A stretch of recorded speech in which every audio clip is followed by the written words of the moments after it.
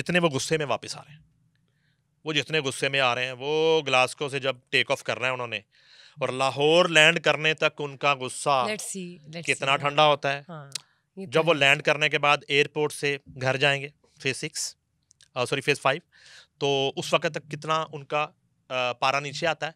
और वो एक दिन गुजारने के बाद अगले दिन अगर उन्होंने प्रेस कॉन्फ्रेंस अनाउंस कर दी, मे बी कहीं ना कहीं उन्हें रोका जाए कि आप ये प्रेस कॉन्फ्रेंस ना करें, शायद रोका जाए।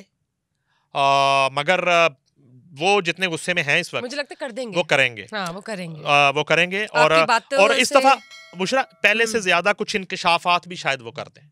अच्छा, मैं बताऊं, इस प्रेस कॉन्फ्रेंस में उनका टारगेट जो है उस पर भी हम बात कर लेते हैं। अलबत्ता चौधरी सरवर साहब 75% कन्विंस हो चुके थे जी। 1 मिनट, कन्विंस हो चुके थे। तो अब कहाँ गए? अभी बताता हूँ, आप थोड़ा सा 1 मिनट आप 2 सिप लें, देखें। मुझे ये बताएं। बात तो सुने, आप थोड़ा सब्र तो कर लें। मैं वहाँ पे चर्चा कर रही हूँ, रिजॉइन कर रहे हैं। इस कॉफी में क्या है? कॉफी ही है ना, कॉफी बीन्स है। हाँ, तो फिर थोड़ा सा सब्र कर लें, थोड़ा सा मुझे बता तो लेने दें। मैं बता चुकी हूँ अपने ऑडियंस को, नाराज होंगे वो कि यार अभी तो रिजॉइन की बात हो रही थी। मैं उन्हें फोन करके रिक्वेस्ट कर लेता हूँ कि भाई आप कर लें थोड़ी देर के लिए, अब थोड़ा सा सुन तो लें। चलिए बताइए, सुन तो लें, सस्पेंस आप जो है ना थोड़ा सा रहने दें। बताएं। अब हुआ कुछ यूं कि उन्होंने पैगाम भेजा, उनको पैगाम दिया गया कि ठीक है वो आ जाए, हम उन्हें वेलकम करेंगे, लेकिन मामला कुछ इस तरह नहीं था। चेयरमैन पीटीआई ने हस्बे आदत कुछ लूज टॉक भी की, हस्बे आदत। उसके साथ ही साथ क्या हुआ, एकदम से यूथ ब्रिगेड ने हमला कर दिया चौधरी सरवर के ऊपर। पीटीआई की यूथ ब्रिगेड ने हमला कर दिया चौधरी सरवर के ऊपर, और उस हमले के पीछे शायद चेयरमैन पीटीआई उस तरह नहीं थे जिस तरह उस हमले के पीछे मोनस लाई और चौधरी परवेज लाई थे। क्योंकि मोनस लाई और चौधरी परवेज लाई ये नहीं चाहते और चाहते थे कि कभी भी चौधरी सरवर जैसी शख्सियत जो है वो पीटीआई में वापस आए। और इन हालात में जब पीटीआई को -1 का सामना है और पीटीआई कुछ ही घंटों बाद या 2-3 रोज के बाद एक अपने नए चेयरमैन का चुनाव करने जा रही है, उस वक्त चौधरी सरवर जैसी शख्सियत जो है वो पीटीआई ज्वाइन कर ले, निकल जाए। एग्जैक्टली वो ज्वाइन करेगी तो फिर हमारी उसमें वो जगह नहीं बन पाएगी। तो इसलिए मोनस लाई ने बैरून मुल्क बैठकर अपनी यूथ ब्रिगेड से और अपने सोशल मीडिया ब्रिगेड से चौधरी सरवर की कैरेक्टर असैसिनेशन शुरू कर दी, उन्हें बुरा भला कहना शुरू कर दिया। और ये मामला जब चौधरी सरवर तक पहुंचे तो ये उनके लिए काफी तकलीफ थे। ये नहीं था, पॉलिटिशियंस जो है उनको जारी बात है, लोग उन पर तनकीद भी करते हैं, बाज़ औक़ात गाली भी सुनना पड़ती है, बाज़ औक़ात बेजा तनकीद भी होती है। मगर इस दफ़ा सूरत हाल थोड़ी सी ये थी कि चेयरमैन पीटीआई इस सारे मामले को हैंडल करने के लिए कुछ नहीं कर रहे थे, और इन सारी जो एक उन पे अटैक था इसको रोकने के लिए वो ना मना कर रहे थे किसी को, और वो सारी सिचुएशन को एंजॉय कर रहे थे। असल में जब चौधरी सरवर साहब को ये मालूम हुआ तो उन्होंने ग्लासगो में अपने तमाम तर फैमिली मेंबर्स की एक मीटिंग कॉल की, जिसमें उनके बड़े करीबी दोस्त वो शामिल थे।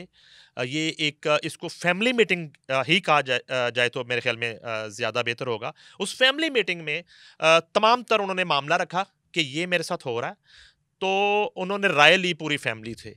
तो मुझे जो इतला मिली है कि 100% फैमिली मेंबर्स ने कहा कि आपको बिल्कुल भी पीटीआई में वापस नहीं जाना चाहिए। एक ऐसी जमात में जहां किसी सीनियर मेंबर की, किसी सीनियर लीडर की कोई इज्जत ना करे, कोई इज्जत ही ना हो, और इस तरह क्रिटिसिज्म किया जाए और उन पे इल्ज़ाम लगाया जाए कि वो अपने बेटे के इलेक्शन की वजह से, जो कि उन्होंने ग्लासगो से इलेक्शन लड़ना है, तो उस वजह से ओवरसीज़ में जो है अपने बेटे की पोजीशन बेहतर बनाने के लिए और उनका वोट बैंक बेहतर बनाने के लिए, और ये बड़ी एक अजीब सी मुज़हिका ख़ेसी बात है कि जो है वो पाकिस्तान की सियासत के उस इंतखाब पे क्या असरात हो सकते हैं। तो इस तरह का प्रोपेगेंडा उनके खिलाफ शुरू हुआ, जिस पर अब आपका सवाल जो है, जो आपकी बेचैनी है, वो मैं दूर करके कर देता हूँ। समझ गई कि फैसला हो गया है कि चौधरी सरवर अब पीटीआई में नहीं जाएंगे। उन्होंने ये फैसला कर लिया है। जब हम इस वक्त ये प्रोग्राम कर रहे हैं किसी भी फ्लाइट से चोरी सरवर अब वापस पाकिस्तान आ रहे हैं। इससे पहले शायद अगर वो ज्वाइन करते तो वो काफ़ी अरसा पाकिस्तान ना आते और ओवरसीज़ में बैठ के ही वो पॉलिटिक्स करते, यूके में, यूरोप में।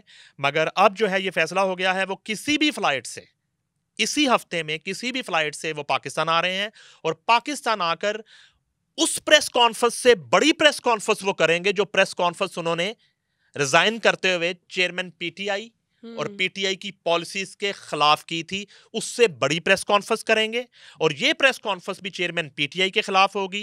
ये प्रेस कॉन्फ्रेंस अच्छा, रातों रात अब वो खिलाफ भी हो गए हैं भाई, चेक करो जी। खिलाफ तो वो पहले से थे, खिलाफ तो थे, लेकिन मैं रातों रात नहीं हुए, कई रातें गुजर गई। नहीं, आप फिर रिजॉइन करना, भाई कई रातें गुजरी, आपने कई रातों को, कई जो है एक सालों पर मुहित एक स्ट्रगल को, उस बगावत को एक रात में आपने समेट दिया भाई, रातों रात। मुझे ये बताएं कि क्या पता ये भी तो हो सकता है ना कि उन्होंने अनाउंसमेंट, वैसे मैं कह रही हूँ it's a very stupid thing, लेकिन क्या पता उन्होंने अनाउंसमेंट इसलिए की हो कि he is not rejoining just to divert attention, और मे बी इधर आके फिर फैसला बदल जाए। नहीं नहीं, अभी ऐसा भी कुछ नहीं होता। देखें, अब ऐसा भी कुछ नहीं होता। देखें, मेरा कपड़े का काम नहीं है, मैं यही काम करता हूँ, इस तरह नहीं होता।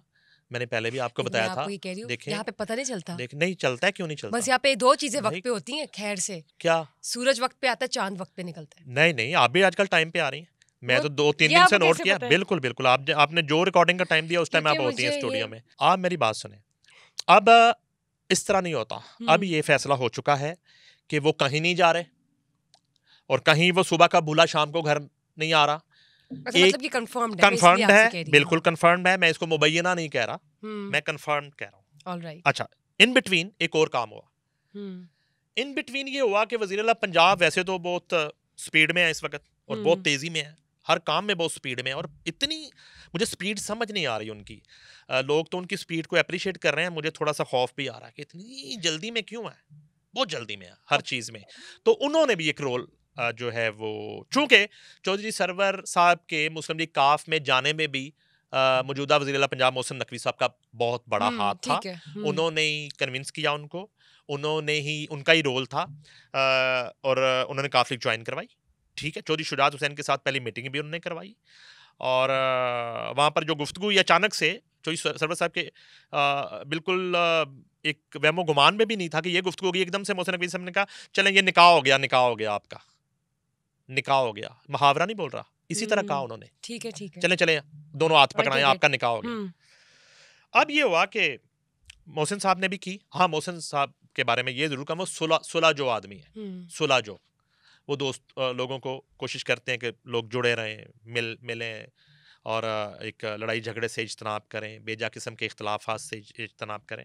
उन्होंने, उनका रोल है इस वापसी में, इस सुलह में। और फिर चौधरी शुजात हुसैन ने मोहसिन नकवी साहब के कहने पे चौधरी सरवर साहब को कॉल की आज से 2 रोज़ कबल, और उन्हें कहा कि बिल्कुल आप इस तरह का कोई फैसला नहीं करने जा रहे और आप फ़ौरन पाकिस्तान वापस आ रहे हैं, और जो आपकी डिमांड है, जो आपके मुतालबात हैं, जो आपके गिले हैं, जो आपके शिकवे हैं, वो तमाम दूर किए जाएंगे और आप आके उसी तरह पार्टी को संभालें, लीड करें। नहीं, ज्वाइन क्या करें, लीड करें। वो तो रिजाइन तो नहीं किया था उन्होंने काफिले के रिजाइन। लेकिन इससे ये हो गया ना, क्योंकि यहाँ पे पोजीशन स्ट्रांग होगी ना इस ऐलान से। अब पीटीआई तो ज्वाइन नहीं करे। ये तो वक्त बताएगा। ये तो बिल्कुल वक्त बताएगा, लेकिन फिलहाल तो देखे ना यार, फिलहाल तो मुझे आपकी पोजीशन बहुत बेहतर लग रही है।